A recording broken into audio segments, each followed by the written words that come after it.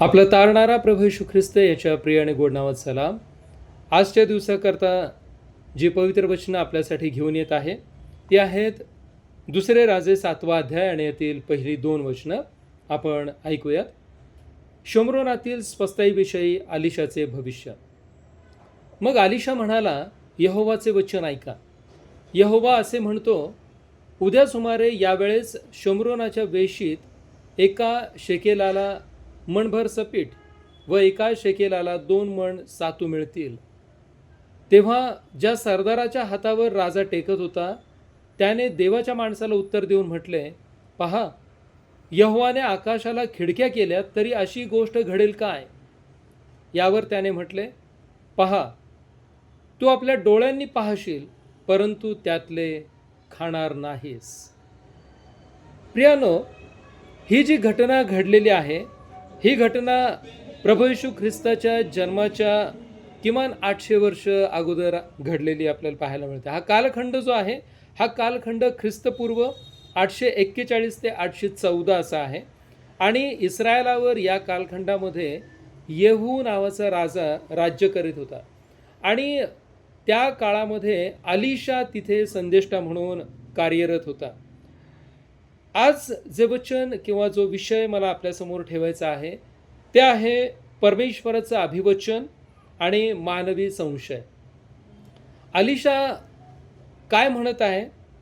तो म्हणतो की देवाचं वचन ऐका किंवा यहोवाचं वचन ऐका. आणि असं म्हणून परमेश्वरानं जे अलिशाला सांगितलेलं आहे तो निरोप त्यानं लोकांना दिलेला आहे. इस्रायल आणि त्यातील शम्रोन म्हणजे इस्रायलची राजधानी शम्रोन यावरती विपत्ती आलेली होती आणि ही विपत्ती काय होती तर अरामी सैन्यानं या संपूर्ण शम्रोनाला वेढा घातला होता आणि त्या वेढ्यामुळं काय झालं होतं की शम्रोनामध्ये भयंकर प्रकारचा दुष्काळ पडलेला होता, महागाई वाढलेली होती आणि लोकांनी आता आपल्याच लोकांचे किंवा लेकरांचे मांस शिजवून खायला सुरुवात केली होती. तो प्रसंग आपल्याला 6व्या अध्यायाच्या 24व्या वचनापासून पुढं 30-31व्या वचनापर्यंत या सगळ्या गोष्टी पाहायला मिळतात की कशा प्रकारे आरामी सैन्यानं या शम्रोनाला वेढा घातला होता आणि त्या वेढ्यामुळं कशा प्रकारची महागाई तिथं वाढली होती आणि दुष्काळ कसा झाला होता. आणि अशा सर्व परिस्थितीमध्ये असताना या राजानं या येहू राजानं परमेश्वराला दोष दिलेला आपल्याला पाहायला मिळतो. परंतु परमेश्वराचं या इस्रायली लोकांवरती प्रेम आहे आणि त्या प्रेमापोटी परमेश्वरानं आपल्या संदेष्टाच्या माध्यमातून या लोकांना एक अभिवचन दिलेलं आहे. आणि ते अभिवचन काय आहे की उद्या सुमारे या वेळेस शम्रोनाच्या वेशीत एका शेकेलाला मणभर सपीठ व एका शेकेलाला 2 मण सातू मिळतील. उद्याच विदिन 24 आवर्स 24 तासामध्ये या अनपेक्षित गोष्टी घडणार आहेत असं परमेश्वराचं वचन या अलिशाच्या माध्यमातून या लोकांपर्यंत आलेलं आपल्याला पाहायला मिळतं. टंचाईऐवजी आता स्वस्ताई येणार आहे आणि ज्या किमतीमध्ये आता वस्तू मिळत आहेत त्याच्यापेक्षा कितीतरी कमी किमतीमध्ये तुम्हाला उद्या वस्तू उपलब्ध होणार आहेत, स्वस्ताई होणार आहे. आणि हे अभिवचन अलिशानं दिलेलं आपल्याला पाहायला मिळतं. मग हे कुठे घडणार आहे तर अलिशानं सांगितलेलं आहे की शोम्रोनाच्या वेशीमध्ये या गोष्टी घडतील. आता वेस काय आहे तर वेस ही त्या काळामध्ये व्यापाराचं ठिकाण होते, व्यापार त्या ठिकाणी चालायचा आणि त्याचप्रमाणे या ठिकाणी तिथलं स्थानिक कोर्ट देखील किंवा स्थानिक न्यायालय देखील भरत असत. आता अलिशानं ज्यावेळेस हा निरोप परमेश्वराचा दिला, या निरोपाला या राजाच्या सरदारानं एक काय म्हणू आपण त्याला प्रत्युत्तर दिलेलं आहे. ते प्रत्युत्तर अविश्वासाचं आहे. दुसऱ्या वचनामध्ये काय म्हटलेलं आहे, तेव्हा ज्या सरदाराच्या हातावर राजा टेकत होता त्याने देवाच्या माणसाला उत्तर देऊन म्हटले, पहा, यहोवाने आकाशाला खिडक्या केल्या तरी अशी गोष्ट घडेल काय? हा अविश्वास या सरदारानं परमेश्वराच्या या सेवकावरती, त्याच्या संदेष्टावरती अविश्वास प्रगट केलेला आहे. केवळ आलिशावरती हा अविश्वास प्रगट केला नाही, तर त्या सरदारानं प्रत्यक्ष परमेश्वरावर हा अविश्वास प्रगट केलेला आपल्याला पाहायला मिळतोय. देवाच्या सामर्थ्यावरती त्यानं अविश्वास दाखवलेला आहे. त्याच्या म्हणण्याचा अर्थ काय आहे? या सरदाराला काय म्हणायचं आहे की परमेश्वरानं इतक्या दिवसामध्ये आकाशाच्या खिडक्या मग का उघडल्या नाहीत? त्यानं लोकांचे होणारे हाल का बघितलेले आहेत? लोकांची गरज परमेश्वरानं का भागवली नाही? लोकांचा दुष्काळ का दूर केलेला नाही? अशा प्रकारचे प्रश्न उपस्थित करून त्यानं परमेश्वराच्या क्रिएटिव्हिटीवरती, म्हणजे परमेश्वराच्या सर्जनशीलतेवरती या सरदारानं अविश्वास दाखवलेला आपल्याला पाहायला मिळत आहे. त्याचा जो दृष्टिकोन आहे, तो दृष्टिकोन फक्त शहरामध्ये येणाऱ्या रस्त्याकडं आहे. शहर शत्रूनं वेढलेलं आहे आणि मग शहरामध्ये आता अन्न कशा प्रकारे येऊ शकेल, कोणत्या मार्गातून येऊ शकेल, हा त्याच्यासमोर प्रश्न आहे. त्याचा दृष्टिकोन एकच आहे आणि ते अन्न मिळण्याचा जो मार्ग आहे तो मार्ग म्हणजे शहराची वेस. आणि आता ती वेस देखील बंद करण्यात आलेली किंवा बंद झालेली आहे, कारण शत्रूनं शहर वेढलेलं आहे.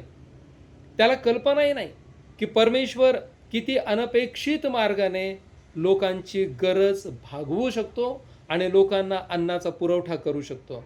प्रियानो, परमेश्वराचा अन्नाचा पुरवठा करण्याचा जो मार्ग आहे तो तुमच्या आणि माझ्या कल्पनेच्या पलीकडचा आहे.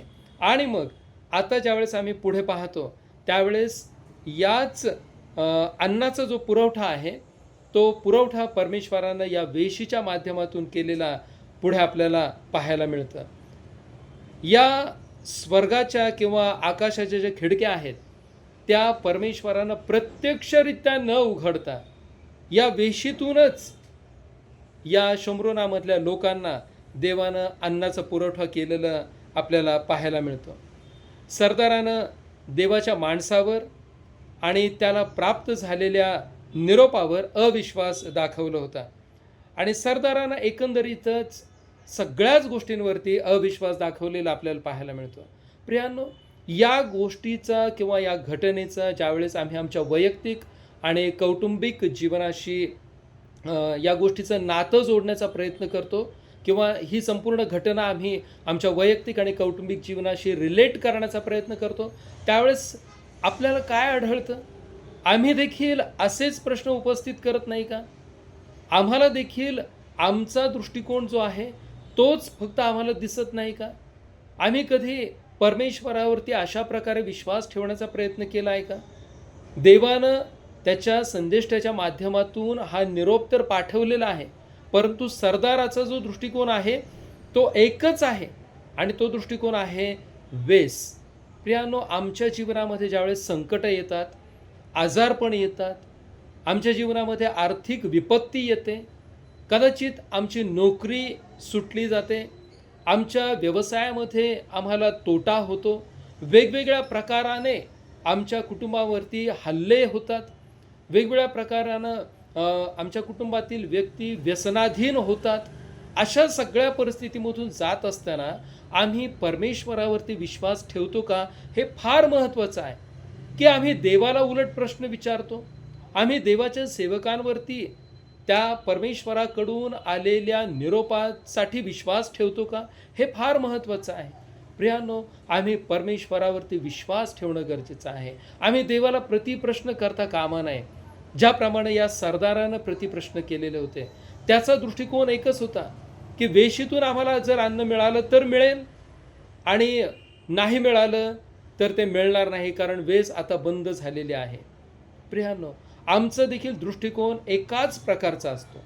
आमच्या आर्थिक संकटांमध्ये देखील आम्ही लोकांवरती अवलंबून राहतो की लोक आम्हाला कदाचित आर्थिक मदत करतील, परंतु ते लोक देखील आम्हाला ठराविक वेळेपुरती मदत करतात आणि नंतर तेही हात आखडता घेतात. आम्ही आमच्या दृष्टिकोनातून आम्हाला शक्य असणारे सगळे प्रयत्न आधी आम्ही करतो, परंतु त्याऐवजी आम्ही देवावर अवलंबून राहतो का? आम्ही परमेश्वरावरती अवलंबून राहून त्याला आमच्या सर्व परिस्थिती त्याच्या हातामध्ये आम्ही सोपवून देणं हे फार गरजेचं आहे.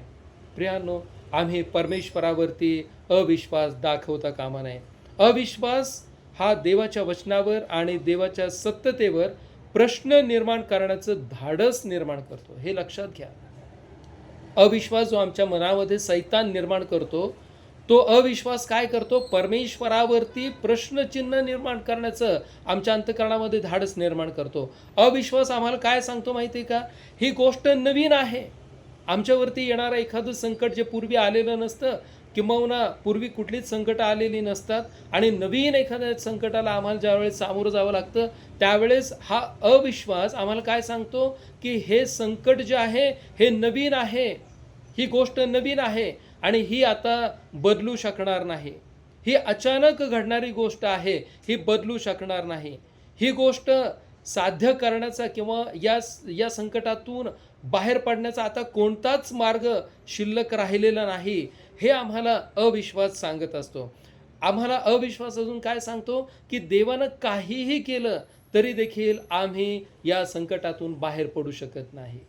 प्रियानो, लक्षात घ्या, आमचा देव महान आहे आणि तो आम्हाला अनपेक्षित असणाऱ्या मार्गातून मदत करणारा आणि त्या संकटातून बाहेर काढणारा देव आहे. ज्याप्रमाणे या शोमरोनी लोकांना परमेश्वरानं पुढं आम्ही वाचलं तर आम्हाला कळतं, की अनपेक्षितरित्या त्यांच्यावरती अन्नाचा वर्षाव झालेला आहे. तो प्रत्यक्ष आकाशातून किंवा आकाशाच्या खिडक्या उघड्या करून नाही, परंतु ती वेस उघडूनच परमेश्वरानं या सर्व लोकांच्या गरजा पुरवलेल्या आहेत. प्रियानो, आज आम्हाला या घटनेतून हे शिकायचं आहे, की आमच्यावरती जर असे संकट आले तर आम्हाला परमेश्वरावरती अवलंबून राहायचं आहे. आम्हाला त्या संकटांचा सामना करण्याकरता आम्हाला देवावर अवलंबून राहायचं आहे आणि ते संकट परमेश्वराच्या हाती सोपवायचं आहे आणि आम्ही स्वस्थ राहायचं आहे. आणि मग पहा, परमेश्वर सर्व संकटामधून कशा रीतीनं आम्हाला सही सलामत बाहेर काढतो आणि त्याचे आशीर्वाद तो आम्हाला देतो. फक्त गरज एकच आहे, की आम्ही कोणत्याही प्रकारे देवावरती अविश्वास कधीच दाखवू नये. परमेश्वर करो आणि आपल्याला विश्वासामध्ये अधिक आणि अधिक वाढता यावं, याकरता तो आपल्याला अधिक सहाय्य करो. आमेन.